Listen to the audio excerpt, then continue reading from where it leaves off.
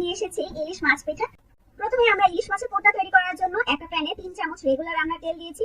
1 cup পেঁয়াজ কুচি দিয়ে আধা চা চামচ রসুন বাটা, আধা চা চামচ দিচ্ছি আদা বাটা, 1 চা চামচ দিয়ে দিচ্ছি হলুদের গুঁড়া, হাফ চামচ দিয়ে দিচ্ছি এখানে লাল মরিচের গুঁড়া, আধা চা চামচ জিরা গুঁড়া দিচ্ছি, হাফ কাপ পরিমাণ পানি দিয়ে মশলাটাকে খুব ভালো করে কষিয়ে নিই। 1 কাপ পরিমাণ কাটা বেছে রাখা ইলিশ মাছ আমি এর মধ্যে দিয়ে দিয়েছি আর স্বাদ মতো লবণ দিচ্ছি। 1 চামচ কাঁচামরিচ বাটা এবং সামান্য ধনেপাতা ছড়িয়ে এখন আমরা ইলিশ মাছের এই পুরটাকে একটু নেড়েচেড়ে নামিয়ে নিচ্ছি। এবার আমরা ডোটা তৈরি করার জন্য একটা মিক্সিং বলে 4 কাপ পরিমাণ ময়দা নিয়ে নিচ্ছি। দিয়ে দিচ্ছি 2 চামচ রেগুলার রান্নার তেল, দিব স্বাদ মতো লবণ। এবার আমি অল্প অল্প পানি দিয়ে রুটির জন্য যেরকম আমরা খামি তৈরি করি এই পিঠাটার জন্য কিন্তু আমাদের ওরকমই একটা খামিরের দরকার হবে। এখন আমি একটা প্লাস্টিক র‍্যাপ দিয়ে এই ডোটাকে ঢেকে রাখবো 20 মিনিটের জন্য। কিন্তু আমাদের ডোটা সেট হয়ে গেছে।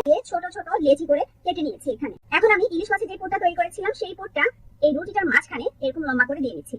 এখন আমি ইলিশ মাছের শেপটা তৈরি করার জন্য 6টা দাগ কাটবো। আর এখন পিঠাটা তৈরি করার জন্য হাতের মধ্যে সামান্য পানি লাগিয়ে সামনের অংশটা এভাবে দিয়ে দিতে হবে।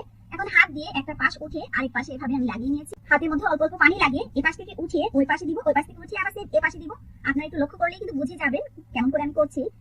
এরকম ভাবে কিন্তু প্রত্যেকটা পাশ উঠিয়ে বেনিগুলো তৈরি করে নিতে হবে। নিচে যে লেজের অংশটা থাকে সেই অংশটাতে আমি একটা কাঁটা চামচের সাহায্যে এভাবে চেপে চেপে একটু ডিজাইন করে নিচ্ছি। এবার ইলিশ মাছের চোখটা দেওয়ার জন্য একটা লবঙ্গ উপরের চোখা অংশটাই এভাবে বসিয়ে দিয়েছি। পিঠাগুলো ভাজার জন্য তেলটা ঠিক তাপমাত্রায় গরম হয়েছে। এখন আমি একে একে পিঠাগুলো দিয়ে দিচ্ছি। এর পরেও কিন্তু আপনারা চাইলে 8 থেকে 10 দিনের মতো নরমাল ফ্রিজে রেখে আপনারা খেতে পারেন।